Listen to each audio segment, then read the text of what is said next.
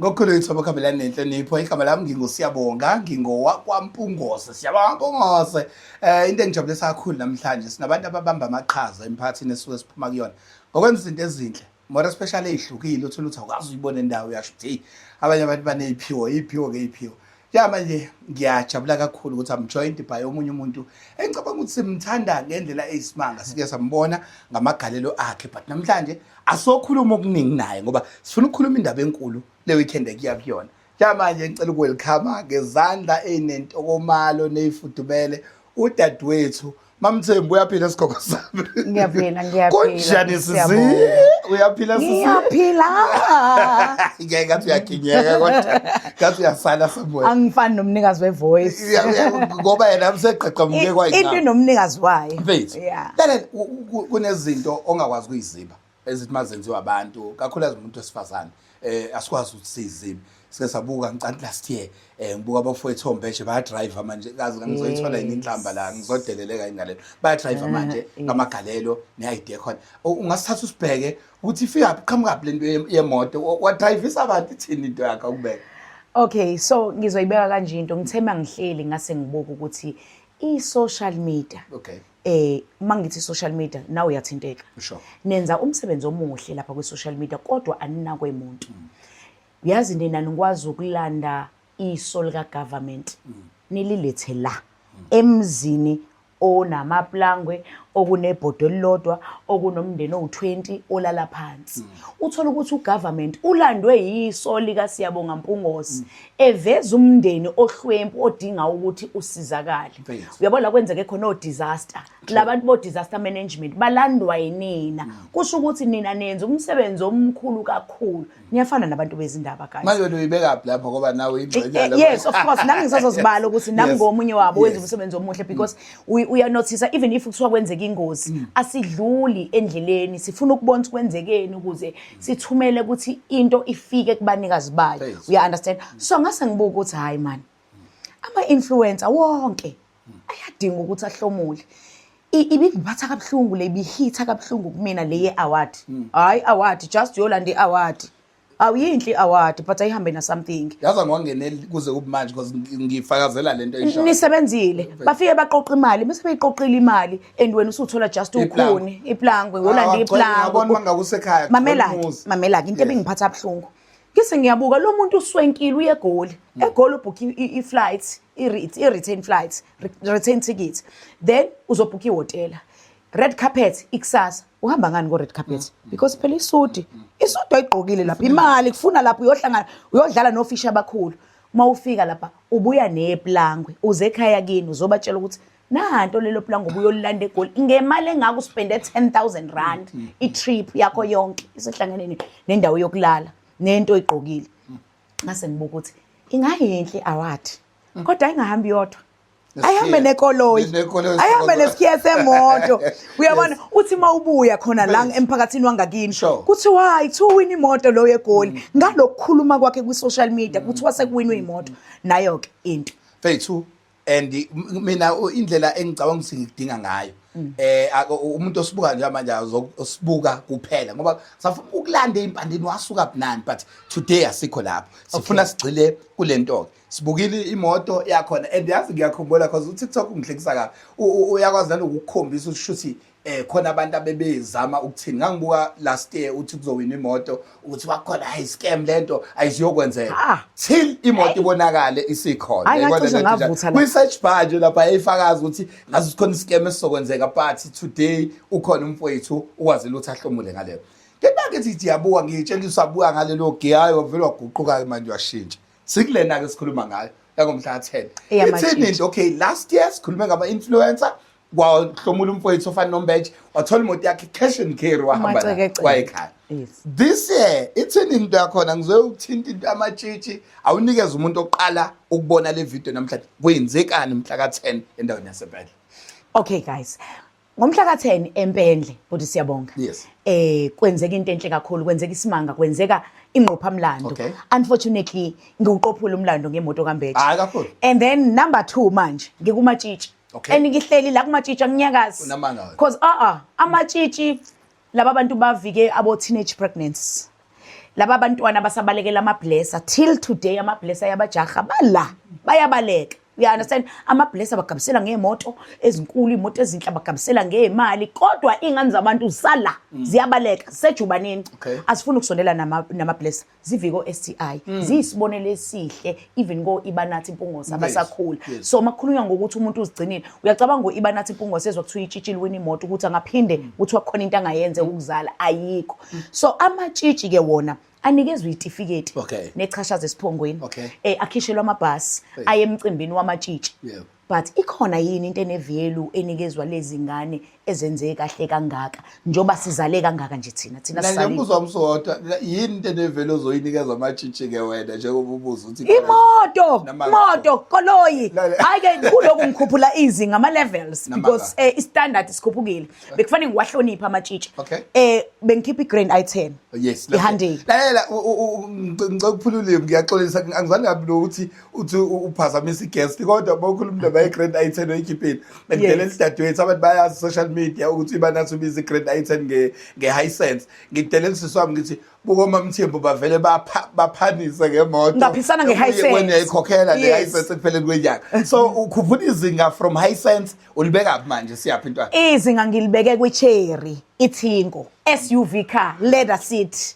Cherry ngifuna itshitshi elizohamba ngeCherry. Ngifuna ilady elizothi Cherry. Cherry second hand hayi kade angikhulumi ngama second hand ngikhuluma ngabo cash. Ngikhuluma ngomacekeceke brand new into ka cash. Akhulume nge second hand, khuluma ngento ephuma esitolo kwa Cherry, not ukuthi ngithenga iCherry kwa Toyota. Cha. Ngithenga iCherry kwa Cherry.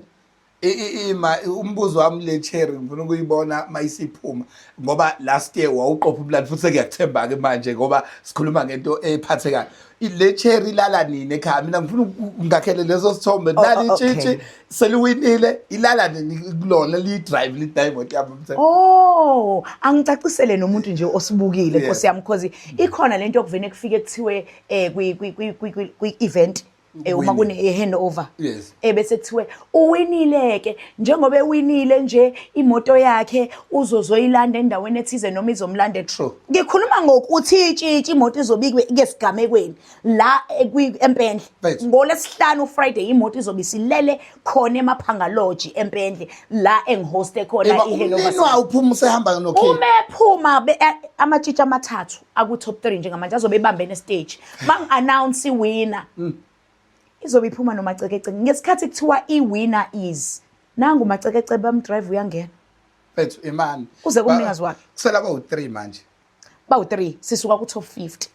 bebelokhu behamba kanjani besileke sithi nje top sathi sasiku top 50 sase sithi top 25 sehla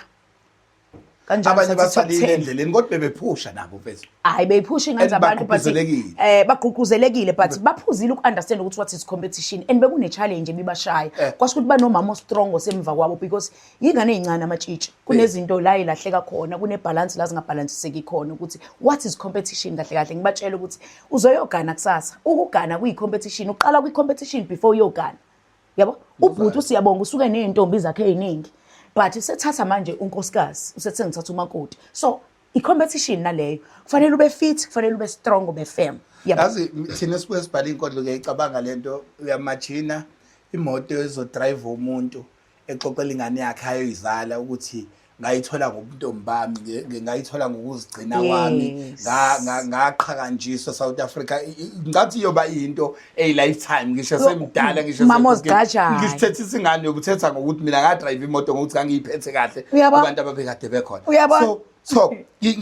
ngifuna ukuthola umcimbi kuphi kwenzekapi ngoba mina personally ngiyaziqasha ngiyayifaka ngizowitnessa lento efana nale nami I'll be there. Awukwazi phela ukufika ubambe i-podcast ukhulume ngemoto ongeke uzuyibone obvious iziqasho nje labantu kwi-podcast ukuthi ngangingaskemi nami ngangingqenya lento ngoba uzobalwa ne-scam njengami wena but ke uyazi ngifuna ukusho lokho ngiyaxolisa ukuphula isikhathi sakho ngifuna ukusho lokho ayikho into engenza ngizizwe kamnandi noma ngilala ubuthongo bomnandi njengokuthi abantu bafike bathi uyiqola wi-scam yonke lento yenzayo uqula abantu yonke lento bese uvena uyadeliver ayi man le ingenza ngizwe kushaya umoya kuthi kuthi nami ngabona wathula wathi yabo manje kuthi kwathula kwathi du mina phela ngiyabakhulumela ngoba ngiyabazi abantu beyinkundla no bavalekile kahle umlomo last year ivalile umlomo ngiyakholela ukuthi abantu abaningi manje sebeyakhona sifuna ukuyakhona-ke mhla 10 sisemaphaka lodge ngizwile usho ama-details akhona ahamba kanjani thini uyakhona okay umgqibelo emaphanga lodge this coming Saturday asisho le yamhla ka 10 January 2020 kahle le event esiyibeka phansi manje sendova kuyona eya last year umcimbi okufanele ngabe wenzeke last year because manje ngizoqala i-event ya next ya this year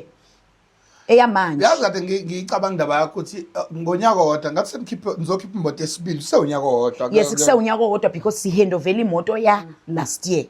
but manje mangiyibeka phansi ngizo-announce ukuthi amatshitshi alandela kanjani imiqathango yokuthi angenele i-competition yakulonyaka le competition ngavele nga-announce ngithi uyazi ukuthi mina ngumphakathi wakwi-social media ngisebenza nomphakathi digital space so nga-announce ukuthi ngicela ni-nominate okay in fact ngafonela intombi yaSolundi ngayitshela ukuthi ngicela ungiphonsele inselelo intombi yaSolundi ukuthi ngifuna ukwenza i-competition yamatshitshi but angifuni ukuthi into iqhamuke ngami this time bengicela ungenzele ivideo engimemezayo ethi kusho mina yasintombi yaSolundi ke yakhala khona yathi mamthembu competition yamatshitshi siyabona uyawinisa abantu imoto yimo wathuma intombi yaSolundi ukuthi ngicela ngiphonsele i-challenge mfethu bayimukele kanjani labo mama abawonomehlo abagada lezi ngane mawufika nento efana nale imukele kanjani angifuni ukuqamba manga cause akekho unomehlo saphumela obala weza kumina wathi ngunomehlo bengisacela ukuthi but nako engikufanele ngingafanele ngikhohlwe kwi-venue amatshitshi kuyimanje nje bekwe competition ayathukwa kunezinhlamba seyibelethe okuthiwa enamatshitshi omgunyathi ningenele i-competition aziceleleke ukuthi acela ukufika esigamekweni aqale ngokuhlolwa before yobamba ne-stage athatha imoto so ke ngizokwenza kanjani lokho onomehlo basempendle phela lapho kwenziwa khona i-event uMamdlunkulu sesikhulumile uMamdlunkulu uZondi uzoba sorry not uZondi uMamdlunkulu uZuma leyibongo cishe ezifana uMamdlunkulu uZuma sesikhulumile ukuthi uzoba khipha konomehlo abazobe bebesigamekweni yizi itshitshi lizovuka nonomehlo walo bese lizohlolwa wonomehlo basempendle phela ivuka ingane uma ingane kuuthi ayivukanga imoto iyakomunye phela olandelayo ngithi khona abanye but hayi ziyazithemba zilindile izona futhi ezizicelele onomehlo bazobe bekhona bavivile onomehlo empendle bakhona bethu ngibuka igqugquzela ngiyacabanga nomuntu osibuka nje manje uyagqugquzelela nengane enye nje ekhethe ukuhamba le ndlela ngoba mawuyibuka ukusuka indlela esindayo kodwa sikhokho khona la engibuka khona ke iyaye kube nenkinga nezinselelo uthola ukuthi umntwana wayekade ehamba le ndlela ngoba abanye abantu uthola ukuthi sebezibathuka inhlamba abanye kube inhloso zabo nani kodwa khona uthiniye ngalo osho ukuthi ngabe ngiyangena but uSoren mhlawumbe malume noma ini ngangihamba ilokhuzana but ngagcina ngarishwa and ngiyafisa nami ngabe ngiyingxenye yalezi yangane eparticipate-ayo lapho bona sibenza kanjani labo sikhuluma sithini njengabantu abafana nalabo wanginika umbuzo othawube tough at the same time ngiba emotional mawukhuluma ngalento because ngibonile into enje zenzeka even emndenini wami qobo zikhona usungibhekisa into yade ngingayibhekanga njoba lento bengayibhekanga ngiyayibona ibhlungu uyazi ukuthi ngempela kukhona umuntu othi bengizoyingenela i-competition kodwa ngoniwa umalume nje obuchaza bengihamba nazo lezingane ngabreakwa mhlawumbe uzowina nje sasigijima naye ozowina wekade ehamba naye kule ndlela ziningi lezi stories sihlala sizwe so ngizothi nje isinxaphezelo noma ukuthi sorry kulowo muntu loyo owenzeka into enjalo because baningi angikwazi ukuthi ngithi sorry kubona bonke ngizomusha sorry to everyone emhlabeni wonkana owehlelwa isehlo sokuthi adamagewe kwi-damage lokho eyisihluku ewubulwane esingafuni ukuthi iqhubeke yenzeke because ngempela kunomntwana ozobekhala amatshitshi methatha imoto ekhalela obakho umntombi izovusa amanxeba kahle kahle izovusa izilonda benganakanga ngendlela obuza ngayo usungisizile umbuzo wakho ukuthi ngithi ake ngikuphonsele inselelo ngazi noma nethimba lakho noma nabantu osebenzisana nabo mangabe kukhona abama-radio imisakazo yosebenzisane nayo because imisakazo ikhiphe kakhulu lezi ndaba lezi enjeni bengizothi mhlambe noma ngingasadiscussanga ne-team kodwa ngasesayidini kodwa ngcono ishutha nje ikhona i-team uyayibona ngasesayidini lami ngicela ukukhipha isinxaphezelo esiwu-2.5 ucele ukuthi bakufunise umuntu onesigameko angazi nizoyenza kanjani because izovela mhlawumbe kuqhamuka izigameko eziwu-10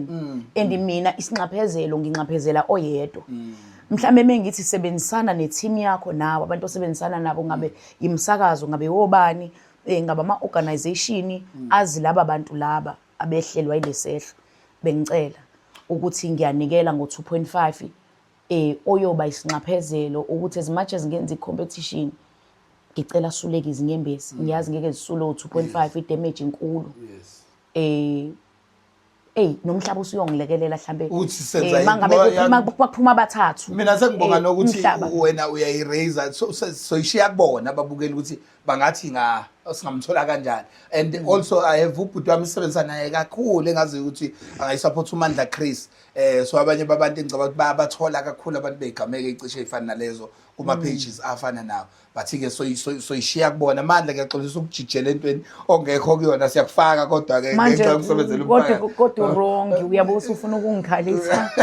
ufuna ukungikhalisa kwi-podcast because manje yes uthinte i-question bengayilinde la no but ngiyayicabanga kodwa mfethu asikwazi yazi ukuthi phela sesadalwa kabuhlungu ukuthi kunento enhle sifuna ukuthi sichithe siyayisupporta kakhulu kodwa siyacela futhi nakwithimba ngiyajabula ukuthi i-team nayo ikhona iyaphelezela ngobula ukuthi nibuke futhi nangesikhathi sesanda because ngithandela ama-ideas ukuthi mhlezi nizoqhamuka nezinto ezintsha unyaka nonyaka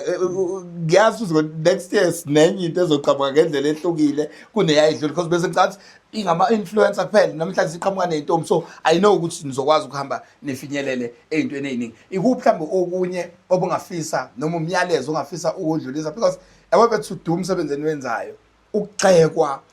mina ngicela ukukhuluma iqiniso ngilabo bacasukayo nje ngabe kade acasuka shiya phansi abantu babekhuluma itela ukudlulisa umyalezo kubantu abagxekayo nabenzani kulesi sikhathi ungathini ngamazwi akho ungadlulisa ngingathi mina as uMamthembu mina ngihappy ekutheni ngigxekwa anginayi problem okay because ngisuke ngi-aware ukuthi ngi-strong kwi-social media ngifakwanga umuntu ongazifaka mina so I understand i-social media very well sometimes uma kuthiwa ungaphenduli ku-social media kuzona zonke izinto okufanele uziphendule ikhona into othi uma uyibuka ubona ukuthi iyalimaza le mangingathula ngingayi kophendula la ngizolimala yes ikhona into ngathi mothi awuyiphendula ubona ukuthi ngiyalimala ake ngikwenze lo mzekelo kwake kwathiwa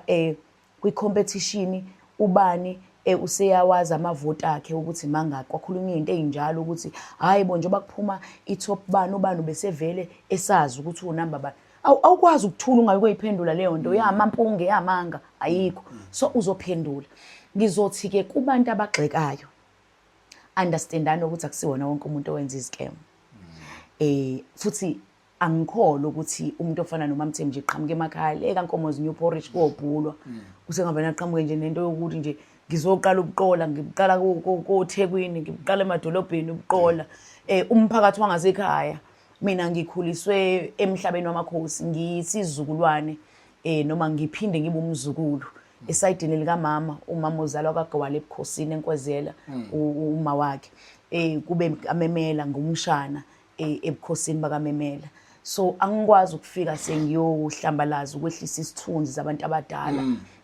angikwazi ukwenza into efana naleyo kodwa angeke sibavimba umphakathi ukuthi ugxeke bohlala begxeka asikwazi nokuthi sithi sinomyalezo esingawusho kubona but silala sikhona futhi siyabonga even you singabantu abebesigxeka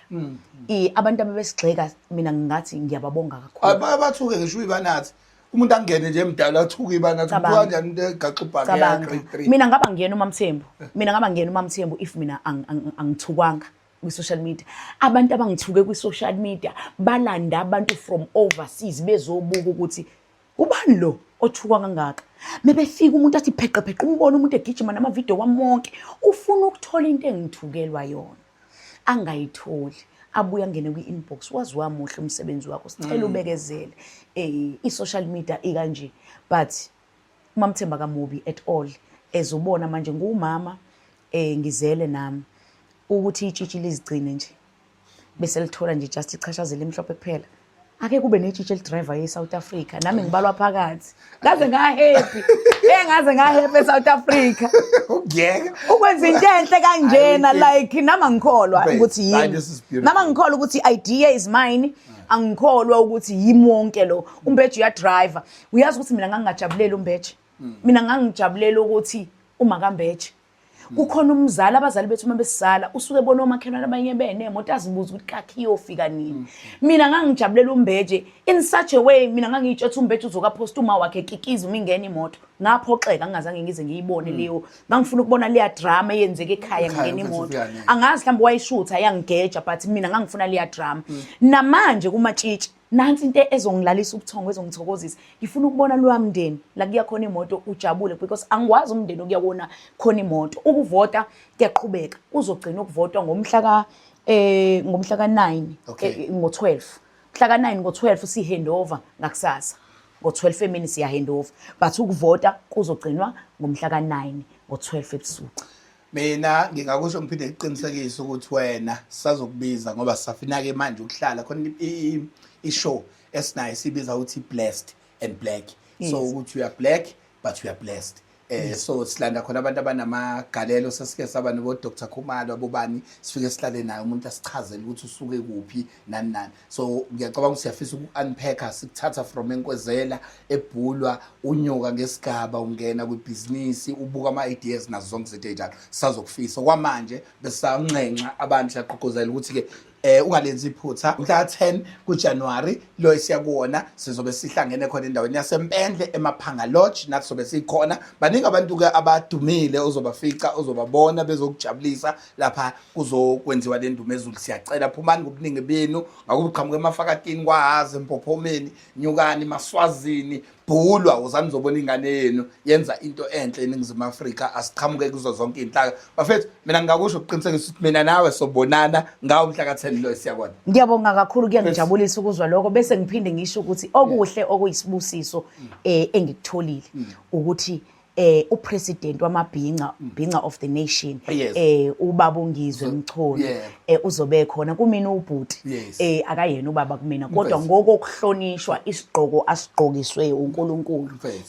kuukuthi ke ubaba ngaleyo ndlela uzobe khona ke ubaba uNgizwe Mchunu emcimbini lo wokhandover kwemoto naye ezozibonela ukuthi into eyenzeke ngempela into ekhona yini so lokho ke it's a blessing ukuba no siyabonga Mpungose bevolunteer bethi siyeza kuyangijabulisa kakhulu mandlekeza ukuthi impi yami noNgizwe kusuka kudala noma isikhathi sesikhundla la kusuka kudala sesicabene uzongibuza ungiphalilima akakwazi sathi mike ngaxabalanga naba akazi ngempela inkinga yami yini engimkweletayo la kodwa ngicela izipini zenu kodwa angene empini zenu kodwa ngijabulela ukuthi umcimbi wami uzobuhloniphekile ngoba inkosi president wamabhinqa of the nation ukhona lokho kuyangijabulisa abantu esibathandayo Ngizwe so iyamthinta lemicimbi kanje so ngijabulela lokho ngizizwe ngibusisekile ngalokho ingakho ngithi nje nokuvashela osiyabonga Mpungose ngangingasho ukuthi ayibozo besibonane like kanje wena wakwenza umkhaya wena R67 sibabile siyabonga kakhulu bafethu lebesinaye uMamthembu navigator Cwenza nyongafani uzobatshela ukuthi ushwebile lapha endaweni yaseMpendle kuzobe kumnandi kakhulu bafethu siyobungaza ubuhle bamatshitshi siyacela ukuthi niqhubeke nesilandele Mamthembu odumo nothandwa abantu kangaka siyabonga kakhulu ukuthi sibe nawe ohlelweni siyabonga kakhulu sisiwami thank you so much